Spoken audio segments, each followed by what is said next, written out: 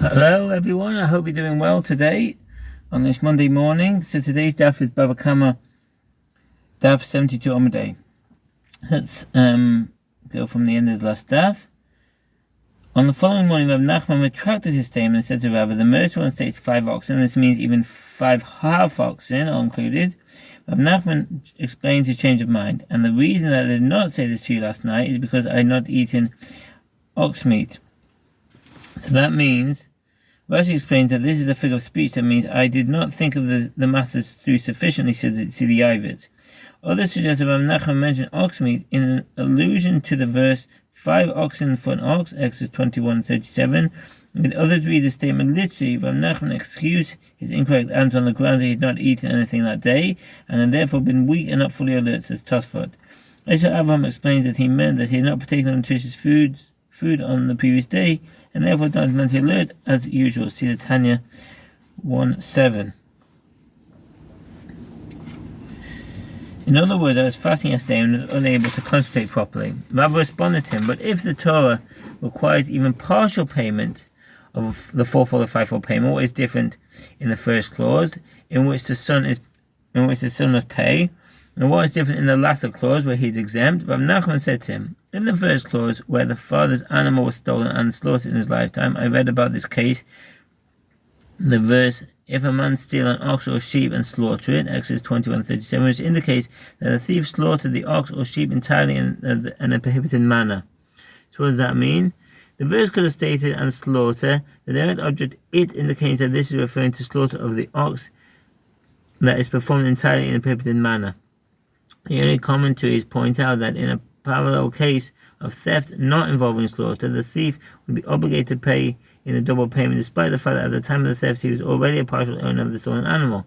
As the Torah does not use a similar expression with regard to a double payment, touched from the Rabbi Yochanan.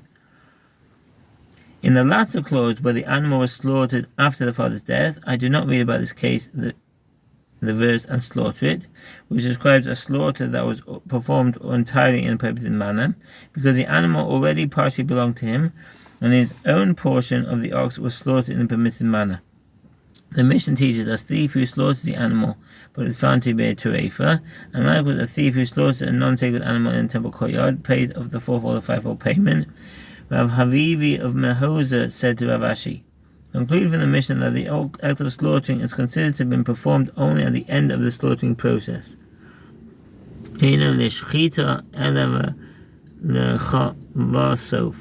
The early commentaries write that this dispute involves only those cases where the Torah specifically mentions slaughtering. With regard to sacrificing an animal for idol worship, where the slaughter is merely a manifestation of the prohibition, the animal is rendered forbidden as soon as the act of slaughter begins, as even this minute deed constitutes an act of idolatry, says the Ravid. Rav Chavivi of Mahoda explains, and as if you say that the act of slaughtering lasts from beginning to end, i.e. the halachic ramifications of slaughtering are in effect throughout the process, one could raise a question with regard to the case of one who slaughters a non-sacred animal in a temple courtyard.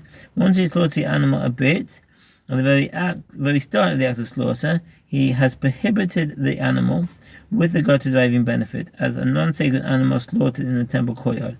When he slaughters the other part, it is already prohibited with regard to deriving benefit, which means that it is not an animal that belongs to the owner that he slaughters. Since deriving benefit of the animal is prohibited, there is no value, therefore there is no ownership.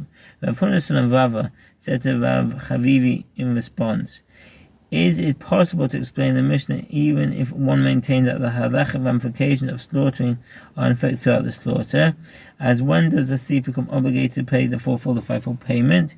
It is when he performs that first bit of slaughter in the beginning, before the animal becomes forbidden. Rav Ashi said to Rav Huna, do not dismiss Rav Chavivi's objection with his explanation. The verse, if a man steals an ox or sheep and slaughter it, Exodus 21:37, indicates that to impose liability to pay the fourfold or fivefold payment, we require that the thief slaughter it completely, and after having slaughtered it just a bit, there is no complete slaughter yet. Rav Huna said to Rav Ashi, but if you are correct, the mission is difficult according to the one who maintains that the halachic ramifications of slaughtering are in effect throughout the slaughter.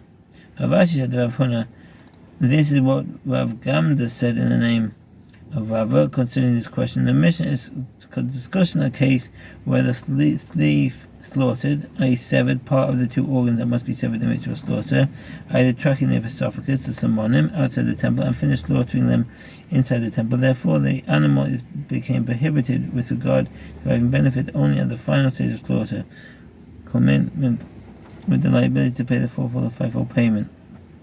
There are those who teach that the preceding exchange took place with regard to the following dispute. Rabbi Shimon ben Lakish says in the name of Rabbi Levi the elder that the slaughtering is considered to be performed only at the end of the slaughtering process. And Rabbi Yochanan says the act of slaughtering lasts from the beginning to the end. So what does that mean? Slaughter performed by a Gentile is invalid. Therefore, if the Gentile begins the act of slaughter and the Jew completes it, or vice versa, the slaughter is invalid. And the act of slaughtering lasts from the beginning to end.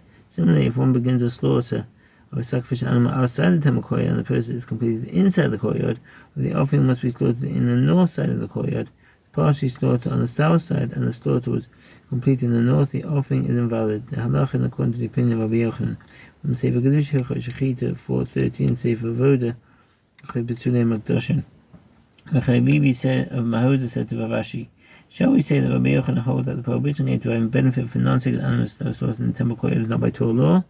It is prohibited by rabbinic law to derive benefit from a non-sacred animal that has been slaughtered in the temple courtyard.